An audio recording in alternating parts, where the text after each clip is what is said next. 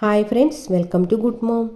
നമ്മുടെ ലൈഫ് സന്തോഷകരമായി തീരുന്നതിൽ ഗുഡ് ഹാബിറ്റ്സ് നല്ലൊരു പങ്ക് വഹിക്കുന്നുണ്ട്. നമ്മുടെ ലൈഫ് ആരോഗ്യകരമായി മുന്നോട്ട് പോകണമെങ്കിൽ നമ്മൾ ഗുഡ് ഹാബിറ്റ് ഫോളോ ചെയ്തേ പറ്റൂ. ഏതൊക്കെയാണ് നല്ല ശീലങ്ങൾ എന്ന് പറയാം.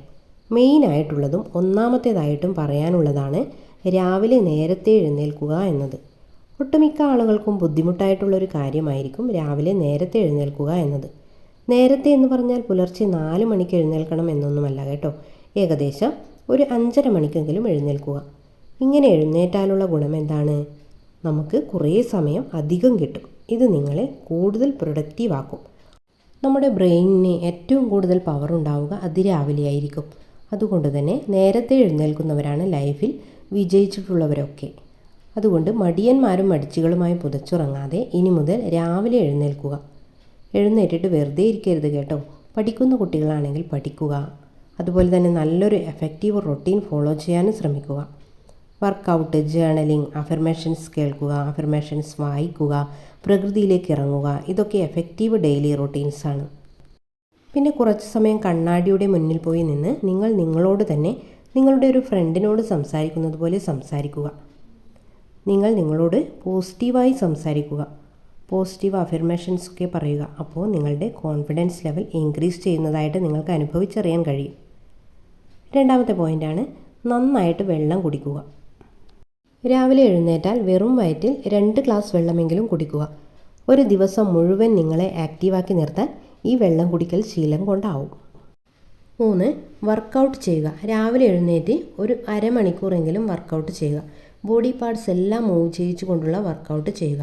പിന്നെ മെഡിറ്റേഷനും ചെയ്യുക. വർക്കൗട്ട് ചെയ്യുമ്പോൾ നമ്മളിൽ ഹാപ്പി ഹോർമോൺ ഉൽപ്പാദിപ്പിക്കുന്നുണ്ട്. അതുമൂലം നിങ്ങളിൽ സന്തോഷവും വന്നു ചേരും. പിന്നെ സ്ഥിരമായിട്ട് മെഡിറ്റേഷൻ ചെയ്താൽ നിങ്ങൾക്ക് മൈൻഡ്ഫുള്ളായിട്ട് കാര്യങ്ങളൊക്കെ ചെയ്യുവാൻ കഴിയും. അത് നിങ്ങളിൽ കോൺസെൻട്രേഷൻ വർദ്ധിപ്പിക്കുകയും അതുമൂലം കോൺഫിഡൻസ് വർദ്ധിക്കുകയും ചെയ്യും. 4. ഹെൽത്തി ഫുഡ് ഹാബിറ്റ്സ് ഫോളോ ചെയ്യുക. ഹെൽത്തി ഫുഡ് ഹാബിറ്റ്സ് ഫോളോ ചെയ്താൽ നിങ്ങൾക്ക് ലൈഫ് സ്റ്റൈൽ രോഗങ്ങളെയൊക്കെ നിയന്ത്രിച്ചു നിർത്താനാവും. രാവിലത്തെ ഭക്ഷണം ഒഴിവാക്കാതെ രാജകീയമായി തന്നെ കഴിക്കുക. പുട്ടും കടലയും ഇഡ്ഡലിയും സാമ്പാറും ഇതുപോലെയുള്ള ഹെൽത്തി ഫുഡ് തന്നെ രാവിലെ കഴിക്കുക. ഉച്ചഭക്ഷണം മിതമായി കഴിക്കുക. ധാന്യം, പച്ചക്കറി, മത്സ്യം, മാംസം, തൈര് ഇവയൊക്കെ മിതമായ അളവിൽ ഉച്ചയൂണിനൊപ്പം കഴിക്കുക. പിന്നെ ഇടനേരങ്ങളിലെ കുറിക്കൽ ഒഴിവാക്കുക തന്നെ വേണം. ആ സമയങ്ങളിലാണ് ജങ്ക് ഫുഡിൻ്റെ കടന്നുകയറ്റം ഉണ്ടാവുക. വറുത്തതും പൊരിച്ചതുമായ പാക്കറ്റ് പലഹാരങ്ങളും ടിന്നിലടച്ച പലഹാരങ്ങളും മറ്റ് ബേക്കറി ഐറ്റംസും കോള പോലുള്ള പാനീയങ്ങളും ഇവയൊക്കെ ഒഴിവാക്കുക. പിന്നെ രാത്രിയിലത്തെ ഭക്ഷണം ലൈറ്റായിട്ട് അധികം ലേറ്റാവാതെ കഴിക്കുക. കറക്റ്റ് ടൈമിൽ കറക്റ്റ് എമൗണ്ട് കഴിക്കാൻ ശ്രമിക്കുക. 5. Reading and listening. റീഡിങ്ങിനും ലിസണിങ്ങിനുമായി ഡെയിലി ഒരു 10 മിനിറ്റെങ്കിലും മാറ്റിവെക്കുക. നിങ്ങളുടെ ലൈഫിനെ കൂടുതൽ ബെറ്ററാക്കാൻ വേണ്ടി കഴിയുന്ന ബുക്സ് വായിക്കുക. അതുപോലെ തന്നെ നല്ല നല്ല അഫർമേഷൻസ് കേൾക്കുകയും ചെയ്യുക. എന്നിട്ട് അതൊരു ബുക്കിൽ എഴുതി വയ്ക്കുക. ദിവസവും ഇതെടുത്ത് വായിക്കുക. അപ്പോൾ നിങ്ങളിൽ നല്ല രീതിയിലുള്ള മാറ്റങ്ങൾ ഉണ്ടാവും. മാനസികമായി നിങ്ങൾക്ക് നല്ല സ്ട്രെങ്ത് വന്നതായി തോന്നുകയും ചെയ്യും. അങ്ങനെ നിങ്ങളിൽ സന്തോഷം വന്നു ചേരുകയും കോൺഫിഡൻസ് വർദ്ധിക്കുകയും ചെയ്യും. 6. പ്രകൃതിയെ ആസ്വദിക്കുക.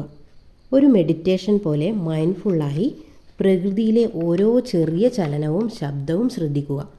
ഒരു സന്തോഷമുള്ള ലോകത്തെ കാണുന്നത് പോലെ പ്രകൃതിയിൽ നോക്കുക. മരങ്ങളും പക്ഷികളുമെല്ലാം നല്ല സന്തോഷത്തിലായിരിക്കുമെന്ന് വിചാരിച്ച് നിങ്ങളും സന്തോഷിക്കുക. കിളികളുടെ വ്യത്യസ്ത ശബ്ദങ്ങൾ, ആകാശത്തിൻ്റെ വിവിധ ഭാവങ്ങൾ, ഇളങ്കാറ്റിലാടിക്കളിക്കുന്ന തെങ്ങോലകൾ ഇവയൊക്കെ ആസ്വദിച്ച് പ്രകൃതിയിൽ അങ്ങനെ ലയിച്ചിരുന്നാൽ മനസ്സിന് നല്ലൊരു പോസിറ്റീവ് വൈബ് കിട്ടും. ഒരുപാട് എനർജി കിട്ടിയതുപോലെ തോന്നും.